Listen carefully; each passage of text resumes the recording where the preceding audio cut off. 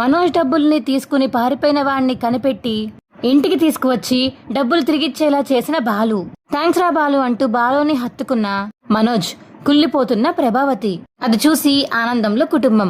అసలు ఇదంతా ఎలా జరగబోతుందో తెలుసుకోవాలనుకుంటే ఇప్పుడే మా ఛానల్ తప్పకుండా సబ్స్క్రైబ్ చేసుకుని మా వీడియోని ఒక లైక్ చేసి మా వీడియోని షేర్ చేయండి. పక్కనే ఉన్న గంట సింబల్ మీద క్లిక్ చేసి నోటిఫికేషన్స్ ఆల్లో పెట్టుకోండి.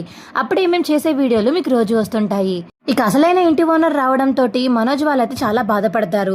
అయ్యయ్యో, అనవసరంగా కొని మోసపోయానే, 30 లక్షలు వేస్ట్ అయిపోయింది, ఇప్పుడు ఏం చేయాలి? కావాలని చెప్పేసి ఇంటికి మంచి పేరు పెడదామని స్వామీజీని తీసుకొచ్చి ఆయనకి 20,000 ఇచ్చి ఇదంతా చేయించాను, మంచి బోర్డు కూడా చేయించాను. కానీ అది ఇప్పుడు వచ్చింది. ఇంట్లోంచి బయటికి వెళ్ళిపోతున్నప్పుడు ఆ బోర్డు తీసుకొచ్చి నాకు డెలివరీ ఇచ్చారు. ఛే, నా రాత ఇలా ఉంది అని చెప్పేసి ఇక విల్లా బయట అయితే బాధపడుతుంటే మనోజ్ అప్పుడే ఇంకా ఆ ఇంటి ఓనర్ అయితే, ఇక్కడ బాధపడకండి, నా విల్లా ముందు మీరు ఇలా బాధపడడానికి వీల్లేదు. విల్లా అనుకుంటున్నారా, ఇంకేమైనా అనుకుంటున్నారా? ఇంత పెద్ద విల్లాని అసలు మీరు ఎలా కొందామనుకున్నారు? చూస్తుంటే మిడిల్ క్లాస్ ఫ్యామిలీలో కనిపిస్తున్నారు. ఆశపడచ్చు, కానీ ఇంతలా ఆశపడకూడదు అని చెప్పేసి ఇక ఒరిజినల్ విల్లా ఓనర్ అంటుంటే, అలా కాదు సార్, నాకు లాభాలు ఇప్పుడే మొదలయ్యాయి, నేను కూడా బిజినెస్ మ్యాన్ అవుదామని నేను షోరూమ్ పెట్టుకున్నాను, నాకు లాభం వచ్చింది కాబట్టే నేను ఇల్లు కొందామనుకున్నాను. కానీ వాడు మోసం చేసేలా పారిపోతాడని మాత్రం కల్లో కూడా ఊహించలేదండి. 30 లక్షలు సార్, 1, 2 కూడా కాదు అని ఇక మనోజ్ అంటుంటే, మరీ బాగుందయ్యా, 3 కోట్లు పెట్టి నువ్వు కొంటున్న విల్లాకి అడ్వాన్స్గా 30 లక్షలు తీసుకుని నీకు ఎవరైనా డాక్యుమెంట్స్ ఇస్తారా? అసలు అలా ఎలా నమ్మావయ్యా నువ్వు తింగరి వాళ్ళలాగా? ఇంత పెద్ద చదువులు చదువుకున్నావు, వ్యాపారం చేస్తున్నాను అంటున్నావు, ఇదేనా నువ్వు వాడే తెలివి నీ వ్యాపారంలో? ఆ మాత్రం గుర్తించలేకపోయావా? ఎవరు అసలు మోసం చేశారో, ఎవరు బాగా ఉన్నారో ఆ మాత్రం తెలుసుకోలేకపోయావా అని చెప్పేసి ఇక అసలైనా ఇంటున్నారు అంటుంటే, సార్ ప్లీజ్ సార్, మిగతా డబ్బులు మీకు ఇచ్చేస్తాను సార్, ఈ విల్లాన్ని నాకు ఇచ్చేయండి సార్ అని మనోజ్ ఇక అడుగుతుంటే, ఏయ్ ఏంటి పిచ్చి పిచ్చి ఆటల కింద ఉందా, వెళ్ళిపోండి బయటికి, అసలు ఈ విల్లా నేను అమ్ముదామని అనుకోలేదు, అలాంటిది నీకు ఎలా ఇద్దాం అనుకుంటున్నావు నువ్వు? ఈ విల్లా నాకు చాలా ఇష్టం, ఈ విల్లాలో నాకు బేబీ పుట్టింది, ఈ విల్లా నేను చాలా ప్రేమగా అపురూపంగా చూసుకుంటాను నా పిల్లలకి ఇవ్వడం కోసం, అలాంటిది నీకు అమ్ముతానని నీకు నేను చెప్పానా? లేదు, ఇక్కడి నుంచి వెళ్ళిపోండి. సార్ ప్లీజ్ సార్, నాకు ఇవ్వండి సార్ అని బతలాడుతుంటే, నాకు తెలుసయ్యా మీరు వీళ్ళ వెళ్ళరని, అందుకనే పోలీసులను పిలిపించాను అని చెప్పేసి ఇక విల్లా ఓనర్ చెప్పడంతో, అదేంటి సార్ అలా ఇలా పిలిపిస్తారండి, అడుగుతుంటే పోలీసులు ఎందుకు పిలిపిస్తున్నారు అని మనోజ్ అడుగుతుంటే, రే అన్నయ్య, ఎందుకు నువ్వు మాట్లాడకుండా 10 ఇక్కడి నుంచి వెళ్ళిపోదాము, పోలీసులు వస్తే మళ్ళీ అరెస్ట్ చేస్తారు, అవసరమా, 10 ఇక్కడి నుంచి వెళ్ళిపోదాము అని చెప్పేసి ఇక బాలు చెప్పడంతో ఇంకా మెల్లగా వెళ్తుంటే, ఏంటయ్యా ఏంటి ఇక్కడ గొడవ, ఇక్కడ గోల చేస్తున్నారేంటి మీరు అని చెప్పేసి ఇక పోలీసులు చదువుతారు. అది కాదు సార్, ఈ విల్లాన్ని నేను కొనుక్కున్నానండి 30 లక్షలకి, ఇంకా అడ్వాన్స్గా ఇచ్చాను డబ్బులు, మిగతా డబ్బులు కూడా అరేంజ్ చేస్తానని చెప్పాను, కానీ వాడు డబ్బులు తీసుకుని పాడిపోయాడు సార్ అని చెప్పేసి ఇక మనోజ్ అయితే పోలీసులకు చెప్పడంతో, అవునా, వాడి పేరు ఏంటి అని చెప్పేసి ఇక పోలీసు అడుగుతాడు. వాడి పేరు చెప్పడంతో ఇక మనోజ్ అయితే, ఏంటి వీడా, నువ్వు పేరు చెప్పగానే వాడు ఎంత పెద్ద ఫ్రాడో నాకు బాగా అర్థమైపోయింది, అయినా వాడినెలా అమ్మావయ్యా నువ్వు, వాడు చాలా పెద్ద ఫ్రాడ్, ఇక్కడ నీలాగే నేను 4-5 మోసం చేసి డబ్బులు తీసుకుని పారిపోయి మళ్ళీ కొన్ని నెలల తర్వాత మళ్ళీ వచ్చి ఇదే వ్యాపారం చేస్తున్నాడు, ఆ మాత్రం తెలీదా నీకు అని చెప్పేసి ఇక పోలీసులు అంటే, ఎంక్వైరీ చేయాల్సిన అవసరం లేదని పోలీసులు అంటారు. అదేంటి సార్, అలా మోసం చేసి పారిపోయిన వాడిని పట్టుకోవడం మానేసి మీరేం చేస్తున్నారు, ఏం చేస్తున్నారు అని మనోజ్ కోపంగా అడిగేసరికి, ఏంటి స్టేషన్కి వస్తావా, గొడవ పెట్టుకుంటున్నాం మాతోటి అని పోలీసులు అనగానే, సార్ వాడు ఏదో 30 లక్షలు పోయినాయి అని కోపంలో మాట్లాడుతున్నారు, మీరేం పట్టించుకోకండి, అయినా తిననందుకు జైల్లో వేస్తారు, ఆ మోసం చేసి పారిపోయే వాడిని పట్టుకోండి ముందు, సరేనా, పదన్నయ్య మనం వెళ్దాం, తర్వాత కేసు పెడదాంలే అని చెప్పేసి ఇక మనోజ్ అనేసి మనోజ్ని తీసుకువెళ్ళిపోతాడు బాలు అక్కడి నుంచి. బాగా ఎక్కువైపోతుంది, పోలీసులు అంటే ఓలకాలం లేకుండా పోతుంది అని చెప్పేసి ఇక పోలీసులు అయితే మనసులో అనుకుంటారు. ఇక వాళ్ళందరినీ చూసి ఇక మనోజ్ అయితే చాలా బాధతో ఉండడంతో ఇంటికి అయితే వెళ్ళిపోతారు.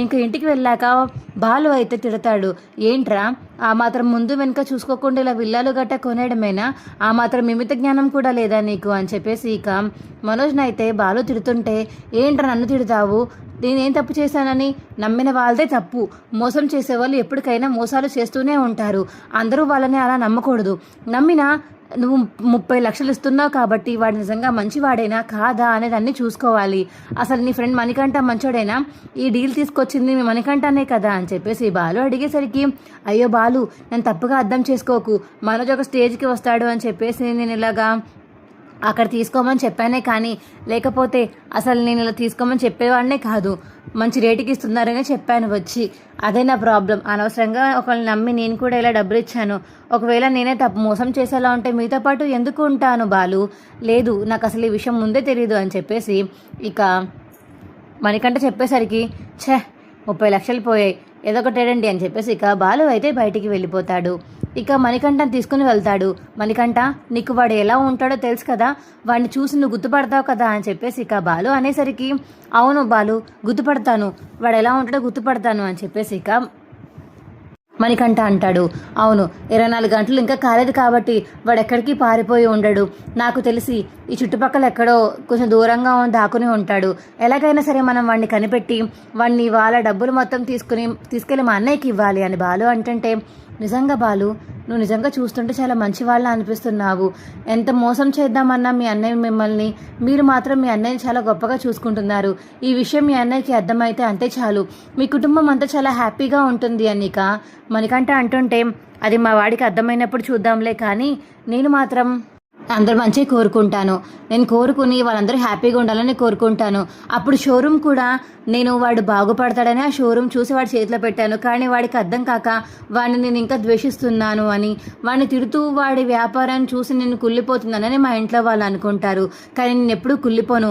నా ద్వారా ఎవరన్నా కష్టపడి పనిచేసి అంత ఎత్తుకు ఎదిగితే నా కళ్ళారా చూసి ఆనందపడతాను. నేను ఎదగకపోయినా నాకు అనవసరం, కానీ చదువుకున్న వాళ్ళు ఎదిగితే ఇలా ఉద్యోగాలు చేస్తే వ్యాపారాలు పెడితే నాకు చాలా ఇష్టం మణికంఠ. కానీ మా అన్నయ్య కష్టపడి ఇలా వ్యాపారం పెట్టాక ఆ డబ్బులు వేరే వాళ్ళు తీసుకుని పారిపోవడం నాకు అసలు నచ్చలేదు. ఇది రెండోసారి. ఈ మనోజ్ గడు ఎప్పుడు చూసినా ఏదో ఒకటి ఇలా చేస్తూనే ఉంటాడు అని చెప్పేసి ఇక బాలు అంటుంటే, అవును మీ మనోజ్ అన్నయ్య చదువుకున్నాడే కానీ మీ అన్నయ్యకి అసలు తెలివి లేకుండా పోతుంది. అసలు ఎంత దారుణంగా తయారయ్యాడంటే నేను చెప్పిన ప్రతిదీ నమ్ముతాడు. అది కాక స్వామీజీ దగ్గరికి వెళ్దాము అంటే ఎందుకు ఏంటి అని రోహిణి కూడా అడగకుండా వచ్చేస్తుంది మాతో పాటు. ఇద్దరికి డబ్బులు బాగా పిచ్చి ఎక్కువైపోయినట్టుంది అని మణికంఠ అంటుంటే, మా అమ్మదే మా వాడికి వచ్చింది, తప్పే ముందులే ఇందులో అని ఇక మణికంఠ బాలు మాట్లాడుకుంటూ ఇక ఆ డబ్బులు దొబ్బేసి పారిపోయిన వాడిని అయితే వెతుకుతూ ఉంటారు. ఇంకో పక్క రోహిణి అయితే చాలా బాధపడుతూ ఏడుస్తూ ఉంటుంది. ఎందుకు రోహిణి ఏడుస్తున్నావు? ఏడవకు, ఆ డబ్బులు తీసుకురావడానికి మా ఆయన వెళ్ళారు కదా, వస్తారు, బాధపడుకో అని మీనా అంటుంటే, ఏం బాధపడకుండా ఉంటామంటావు మీనా? వాడు డబ్బులు తీసుకుని చాలాసేపు అయింది, పారిపోతాడు నాకు తెలిసి, ముందే ఫ్లైట్ టికెట్స్ బుక్ చేసుకుని పారిపోయి ఉంటాడు, ఎవరికి తెలుసు అని చెప్పేసి ఇక రోహిణి అంటుంటే, సరే వెళ్ళిపోతే ఎక్కడికి వెళ్ళాడో కనిపెట్టి మరీ తీసుకొద్దాము, సరేనా? ప్రస్తుతానికి మనం మన ఇంటికి వచ్చేసాం కాబట్టి కొంచెం రెస్ట్ తీసుకో రోహిణి. పోతే పోయింది అనుకోవడం తప్ప ఇంకా మనం ఏం చేయలేము. ఒకవేళ కానీ వాడు దొరికాడంటే మాత్రం డబ్బులు ఎక్కడున్నాయో ఖచ్చితంగా మా ఆయన చూసి తీసుకొచ్చేస్తారు, నువ్వేం కంగారు పడాల్సిన అవసరం లేదు అని చెప్పేసి ఇక మీనా చెప్తుంటే, సరే ఏం చేస్తాము, ఇంకా అంతకు మించి చేసే ఆప్షన్ కూడా నాకేమీ లేదు, బాధపడ్డం తప్ప.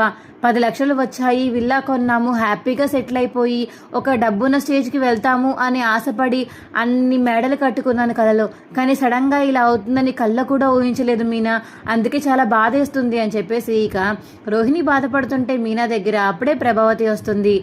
అమ్మా రోహిణి, దీని దగ్గర బాధపడకు నువ్వు, ఇది కావాలని కోరుకుని ఉంటుంది, అందుకే ఇలా అయ్యింది అని ప్రభావతి అంటుంటే, ఏంటత్తయ్యా మీరు, వాళ్ళు బాధపడుతున్నారని నేను ఓదారుస్తుంటే మరి మీరు రివర్స్లో మళ్ళీ నన్నే అంటారా? ఏమనుకుంటున్నారు అసలు మీరు నన్ను? వాళ్ళు ఎప్పుడూ బాగుపడాలని నేను మనస్ఫూర్తిగా కోరుకున్నాను, మీకులాగా కాదు, నేను అందరూ బాగుపడాలని కోరుకుంటాను, మీరు మాత్రం నేను ఎదుగుతుంటే నా ఎదుగుదల చూడలేక కుళ్ళిపోతూ ఉంటారు మీరు అని చెప్పేసి మీనా అంటుంటే, ఏంటే ఇప్పుడు నేనేం చేశాను, మీరేం చేశారా? మీరు చాలా చేశారు. నేను ఫ్లవర్ డెకరేషన్ కోసం వెళ్తుంటే ఎందుకు ఏంటి అవి ఇవి అని అడిగేవాళ్ళు, ఇప్పుడు నేను పూలమాల కట్టుకుని అమ్ముకొని నాకు ఎంతో కొంత వస్తున్నాయి, అయినా సరే మీరు మాత్రం నా మాటనేం పట్టించుకోకుండా ఇంట్లో పనులు చెయ్యి, అది చెయ్యి, ఇది చేయని కస్టమర్ వచ్చినప్పుడు కూడా కావాలని చెప్పారు మీరు. మా ఆయన రెచ్చగొట్టింది కూడా మీరే నాకు బాగా తెలుసు, అందుకే ఆయన కోపంతో ఈగోతో వెళ్ళి డబ్బులు సంపాదించారని కూడా నాకు తెలుసు. మీరు చేస్తున్న వాటికే కదా నేను అనుభవిస్తున్నాను, నాకు ఆ మాత్రం తెలీదా? ఇప్పుడు మీ కూతురు మౌనికానే ఉంది, ఆ మౌనికాని వాళ్ళ అత్తయ్య ఇలాగే మీకులాగే టార్చర్ పెడితే మీరు తట్టుకోగలుగుతారా? అలాగే మా అమ్మాయిలు తట్టుకుంటున్నాను అనుకుంటున్నారు అని మీనా అడుగుతుంటే, వాళ్ళెందుకు టార్చర్ పెట్టేది, నా కూతురు మహారాణి అని చెప్పేసి ఇక ప్రభావతి అంటుంటే, అవునా అత్తయ్య, అయితే ఎంత పెట్టి పంపించారు మీ కూతురు మహారాణికి, ఎంత ఇచ్చారు? పండక్కి మీ అల్లుడికి ఎంత ఇస్తున్నారు చెప్పండి నాకు అని చెప్పేసి ఇక మీనా అడిగేసరికి ప్రభావతి సైలెంట్ అయిపోతుంది.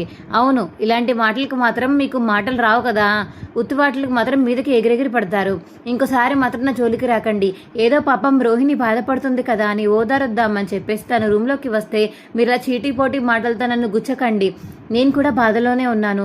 ఎంతైనా నాకు తోటి కొడలు, రతం పంచుకు పుట్టకపోయినా తను నేను ఒక ఇంట్లోనే ఉంటున్నాము. తను నాకు అక్క లాంటిది. కానీ చూసారా ఇప్పుడు ఏమైంది పాపం. నేను వద్దని చెప్పినా సరే వాళ్ళకి ఇలా అయింది. మీరేమో రివర్స్లో నన్నే అంటారేంటి అని చెప్పేసి మీనా అంటుంటే, నేను కాకపోతే ఎవరిననాలే, వాళ్ళు అడ్వాన్స్ ఇవ్వడానికి వెళ్ళినప్పుడు తుమ్మావు, అందుకే ఇలా అయింది అని ప్రభావతి అంటుంది. అసలు చవిటోడు ముందు ఎంత శంఖం ఊస్తే వాడికి వినబడి ఉపయోగం ఉండదు కదా, ఇది కూడా అంతే. మీకు ఎంత చెప్పినా మీకు అర్థం కాదు. మీ వాగుడు మీదే, మీ వాదన వాదే. అసలు మీతో మాట్లాడాల్సిన అవసరం కూడా నాకు లేదు. రోహిణి, నువ్వు బాధపడకు సరేనా. ఆ రోజు నేను తుమ్మానని నువ్వు ఫీల్ అయితే మాత్రం నన్ను క్షమించు. ఆ రోజు నాతో పాటు ఇంట్లో అందరూ తుమ్మారు, అత్తయ్య గారు తప్ప. కానీ నేను కావాలని మీకు ఆగమని చెప్పాను, కానీ మీరు మాత్రం ఆగకుండా వెళ్ళిపోయారు. ఇది చెడు సకనమ్మని కూడా చెప్పాను, మీరు మాత్రం నా మాట వినలేదు. మీ ఇష్టం ఇంకా, అందుకనే చెప్పాను. నా మాట వినలేదు కాబట్టి ఇక నేనేం చేయలేను. ఇప్పుడు ఉదరుస్తున్నాను, అది కూడా తప్పనే అంటున్నారు అత్తయ్య గారు, కాబట్టి ఇంక నేను వెళ్ళిపోతున్నాను అని మీనా అక్కడి నుంచి వెళ్ళిపోతుంది. ఏంటమ్మా ఇది ఇలా రెచ్చిపోతుంది, అసలుకి నువ్వు బాధలో ఉంటే ఇంకా రెచ్చగొడుతుంది ఏంటి అని ప్రభావతి అంటుంటే, తనేమి రెచ్చగొట్టడానికి రాలేదు అత్తయ్య, తను నన్ను ఓదార్చడానికి వచ్చింది. ఇందాక నుంచి బాధపడద్దు, మా ఆయన వెళ్ళారు వెతకడానికి అని నాకు సర్ది చెప్తుంది అత్తయ్య అని ఇక రోహిణి చెప్తుంటే, అవునా, ఇంకా నేను మిమ్మల్ని చూసి ఆనందపడుతుందేమో అనుకున్నాను. అయితే దీనికి కూడా ఇలాంటి యాంగిల్స్ ఉన్నాయేమో, కానీ లోపల మాత్రం ఎంతో కొంత కుళ్ళే ఉంటుంది. ఆ కుళ్ళిని ఇవాళ హ్యాపీగా తీర్చుకుంటారులే మొగుడు పెళ్ళాం ఇద్దరు అని చెప్పేసి ఇక ప్రభావతి అనేసి, నువ్వు బాధపడకమ్మా, సర్లే మనోజ్ గారిని కొంచెం ఓదార్చాలి. ఎక్కడున్నాడు వాడు? ఏమో అత్తయ్య, వచ్చినప్పటి నుంచి రూమ్లోకి రాలేదు, పైన నుంచి బాధపడుతున్నట్టున్నారు అత్తయ్య, ఒకసారి వెళ్ళి పలకరించండి, మాట్లాడండి అని రోహిణి చెప్పడంతో ప్రభావతి అయితే మేడపైకి వెళ్తుంది. ఏంట్రా మనోజ్, బాధపడకరా, నీకంటూ కొన్ని డబ్బులు మళ్ళీ వస్తాయి, సెటిల్ అవుతావు, కంగారు పడకు అని చెప్పాను కదా, బాధపడకు అని ఇక ప్రభావతి అయితే వెళ్ళి మనోజ్ దగ్గరికి చెప్తుంటే, అది కాదమ్మా, చాలా ఖర్చు పెట్టాము, ఆ విల్లా కోసం 30 లక్షలు ఖర్చు పెట్టాము. ఆ డబ్బులే ఉంటే ఏదో కొద్ది చిన్న ఇల్లైనా కొనుక్కుందాము, కానీ అంత పెద్ద విల్లా కోసం మేము ఆశపడి మరీ వెళ్తే వాడిలా ఉన్న 30 లక్షలు తీసుకువెళ్ళిపోయి మొత్తం మాయైపోతే ఏం చేయాలమ్మా? నాకు అసలు ఏం చేయాలో కూడా అర్థం కావట్లేదు. వాడి కోసం ఎక్కడెక్కడ వెతకాలి, ఎక్కడికి వెళ్తే వాడు దొరుకుతాడు అనేది ఏమాత్రం ఇంచు కూడా తెలియదు నాకు. ఇలా ఫోన్ కాల్ ద్వారా ఒకరి ద్వారా పరిచయం అయ్యాడు, ఇంటి ఓనర్ని నమ్మించి డబ్బులు పట్టుకెళ్ళిపోయాడు. ఇప్పుడు ఏం చేయాలో నాకు అర్థం కావట్లేదు. పోలీస్ స్టేషన్లో కంప్లైంట్ ఇచ్చినా వాడు తిరిగి మళ్ళీ నాకు ఎప్పుడు ఇస్తాడో, వాడెప్పుడు దొరుకుతాడో ఇదేమీ తెలీదు. ఏమిటో ఏమవుతుందో అని చెప్పేసి ఇక మనోజ్ అంటుంటే ప్రభావతితోటి, అబ్బా మనోజ్, నువ్వు బాధపడకని చెప్తున్నాను కదా, వస్తాయి, బాలుగాడు వెళ్ళాడు కదా, వాడిని పట్టుకుని డబ్బులు తీసుకొస్తాడు సరేనా అని ప్రభావతి అయితే ధైర్యం చెప్తుంది మనోజ్కి. ఇంకో పక్క మణికంఠ బాలు అయితే బయటంతా వెతికేసరికి ఇక ఫోటో చూపించి బయటంతా వెతుకుతూ ఉంటారు మణికంఠ మరియు బాలు. ఇంకా ఎక్కడ కనబడకపోయేసరికి వాళ్ళకి సంబంధించిన వెబ్సైట్స్లో వెతుకుతూ ఉంటే అక్కడే ఇక కాంటాక్ట్ నెంబర్ దొరకడంతో ఆ కాంటాక్ట్ నెంబర్కి అయితే ఫోన్ చేస్తాడు బాలు.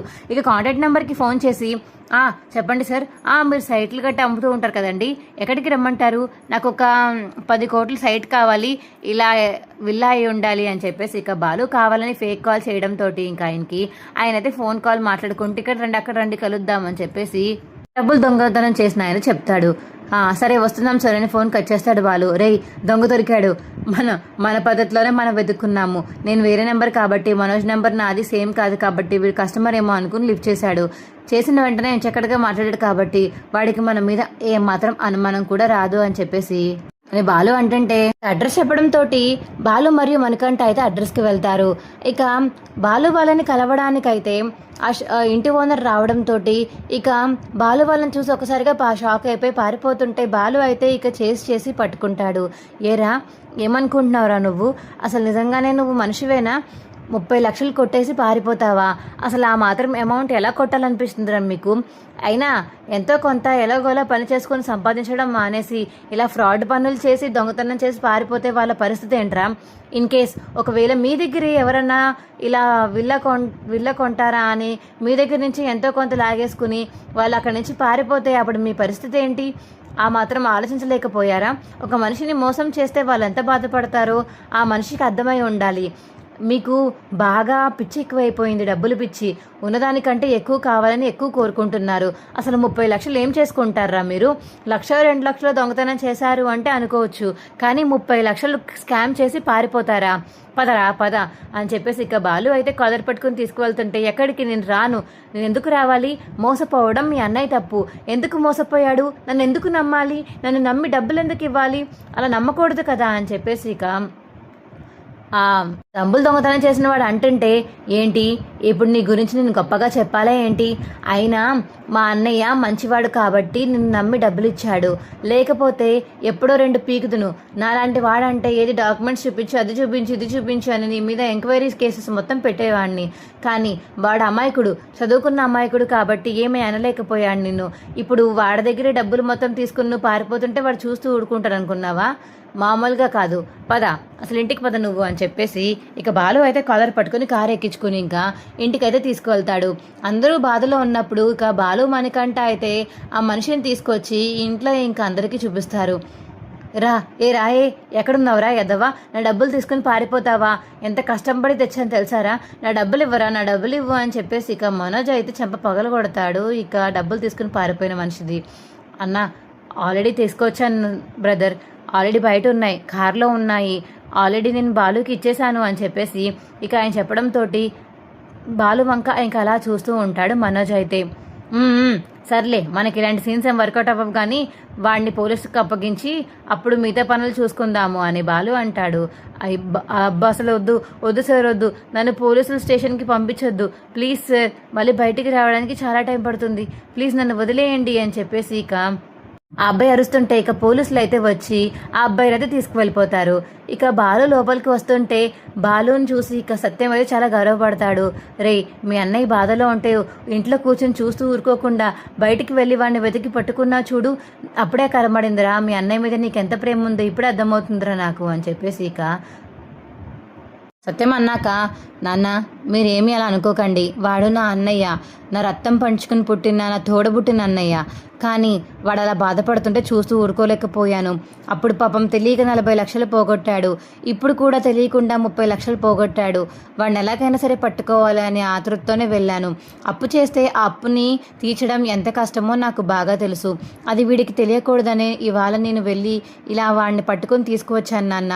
వీడు చాలా మంచిగా పెరిగాడు, అమ్మ ఏ లోటు తెలియకుండా పెంచింది కాబట్టి వీడికి మళ్ళీ డబ్బులు లేకపోతే ఎలా బతకాలో తెలీదు. అందుకనే చాలా కష్టపడి వీడి కోసమే ఆలోచించి సగం దూరం వరకు వెళ్ళాను. తర్వాత తెలిసింది వాడు ఎక్కడుంటున్నాడో ఫోన్ చేసి కనుక్కున్నాను. వాడు ఎక్కడున్నాడో తెలిసాక వాడిని వెళ్ళి చితక్కొట్టి వాడి చేత డబ్బులు తీసుకుని ఇంటికి వచ్చాం నాన్న అని బాలు చెప్పడంతో, అరే బాలు చాలా థ్యాంక్స్ రా అని చెప్పేసి ఇక బాలుని అయితే హక్ చేసుకుంటాడు మనోజ్. అది చూసి ఇక మీనా అయితే చాలా ఆనందపడిపోతుంది. ప్రభావతి మాత్రం కుళ్ళిపోతూ ఉంటుంది. వీడు డబ్బులు తీసుకొచ్చి మనోజ్కి దగ్గర అయిపోతున్నాడు, అలా జరగకూడదా అని చెప్పేసి ఇక మనసులో అయితే అనుకుంటుంది ప్రభావతి. చూసారా ఎంత ముచ్చటగా ఉన్నారో మీరు, హక్ చేసుకుంటే సొంత అన్న తమ్ముల కన్నా ఎక్కువ బంధంలా ఉందిరా మీది. మీ ముగ్గురు చాలా మంచి అన్నతమ్ములరా, కానీ మిస్అండర్స్టాండింగ్స్ వల్ల మీరిద్దరు ఇలా మీ ముగ్గురు ఇలా కొట్లాడుకుంటున్నారే, కానీ మీ ముగ్గురు కలిసి ఉంటే ఎంత బాగుంటుందో తెలుసా? ఎప్పుడూ కొట్టుకోకుండా ఎప్పటికీ ఇలా కలిసి ఉండండిరా, మాకు అదే చాలు అని చెప్పేసి సత్యం అంటాడు. అలాగే నాన్న, నేను ఎప్పుడు మీతోనే ఉంటాను, వీళ్ళతోనే ఉంటాను. ఏమో వీళ్ళు భార్యలే వీళ్ళని మారుస్తే వీళ్ళు ఇక్కడి నుంచి వెళ్ళిపోవాల్సిందేనేమో అని చెప్పేసి ఇక బాలు అంటుంటే, మేమెందుకు మారుస్తాం బాలు, నేను మా అమ్మ వాళ్ళ ఇంటికి వెళ్ళను, అంత పెద్ద ఇల్లు పెట్టుకుని మా అమ్మ వాళ్ళ ఇంటికి వెళ్ళను, నేను వేరే ఇంటికి ఎందుకు వెళ్తాను, ఇక్కడే హ్యాపీగా మీతో పాటు ఉంటాను. నాకు చాలా ఇష్టం మీరంటే, మీ అందరూ అంటే చాలా ఇష్టం. మా మమ్మీతో గొడవపడి మరీ వచ్చాను మీకోసం తెలుసా, మీరంటే నాకు అంత ఇష్టం అని చెప్పేసి ఇక శృతి అయితే చెప్తుంది. అవునమ్మా, నిజంగానే నువ్వు కూడా చాలా మంచి కొడలివి, నాకు అందరూ మంచి కొడలు దొరికారు, ముగ్గురు మంచి కొడలే అని చెప్పేసి ఇక సత్యం అయితే పొగుడతాడు. ఇక ఎవరి రూమ్లోకి వాళ్ళు వెళ్ళిపోయాక ప్రభావతి మాత్రం అలా కోపంగా కూర్చుని ఉంటుంది రూమ్లో. ఏ ప్రభా, డబ్బులు దొరికేసాయి కదా, ఇంకా ఎందుకని అంత కోపంగా ఉన్నావు అని సత్యం అడుగుతుంటే, ఏంటని డబ్బులు దొరికేసేది, వాడు తీసుకొచ్చాడు, వాడే ప్లాన్ చేసి అంతా చేయించాడేమో మనోజ్ కోసం, అది ఎందుకు ఆలోచించట్లేదు ఎవరు అని ప్రభావతి అంటుంటే, ఇక ఆపుతావా ప్రభా, నోటికి హద్దు పద్దైనా ఉండాలి, మోతి ఇలాగా ఎందుకని చెప్పేసి ఇలా చేస్తున్నావు నువ్వు అని చెప్పేసి ఇక సత్యం అడుగుతుంటే, లేదండి ఏమో వాడు తీసుకొచ్చాడు, వాడికి దొరకడం ఇదంతా ఏంటో కొత్తగా ఉంది నాకు, డబ్బులు తీసుకొచ్చి మనోజ్ గారికి ఇవ్వడం ఏంటో కొత్తగా ఉంది నాకు అని చెప్పేసి ఇక ప్రభావతి సత్యంతో అంటుంటే, బాలుగాడు ఎప్పుడు మంచి పనులే చేస్తాడు, వాడికి మంచి తప్ప ఇంకేమీ తెలియదు ప్రభా. వాళ్ళ అన్నయ్య బాధపడుతుంటే చూడలేక బయటికి వెళ్ళి వెతికి మరీ వాడిని పట్టుకొని ఇంటికి తీసుకొచ్చారు. కానీ నీ కొడుకు డబ్బులు పోయినాయి అనే బాధలో ఉన్నాడు తప్ప వాడిని వెతికి పట్టుకుందామనే బాధ మాత్రం వాడికి ఏమాత్రం లేదు. అలాంటప్పుడు ఇక వాడిని ఎలా పొగడమంటావు? మా బాలుగాడు మంచి తెలివితేటలతో ఆలోచిస్తాడు, వ్యాపారం పెట్టలే కానీ వాడి వ్యాపారం సూపర్ ఉంటుంది అని చెప్పేసి ఇక సత్యం అంటుంటే, పొగిడారులేండి మీ వాడిని, పడుకోండి ఇంకా అని ప్రభావతి అంటుంది. మా వీడియో మీకు ఎలా అనిపించిందో కింద కామెంట్ సెక్షన్లో తెలియచేయండి. మా వీడియో కనుక నచ్చితే మా వీడియోని లైక్ చేసి తప్పకుండా మా ఛానల్ సబ్స్క్రైబ్ చేసుకుని పక్కనే ఉన్న గంట సింబల్ మీద క్లిక్ చేసి నోటిఫికేషన్స్ ఆల్లో పెట్టుకోండి. అప్పుడే మేము చేసే వీడియోలు మీకు రోజు వస్తుంటాయి. Bye friends.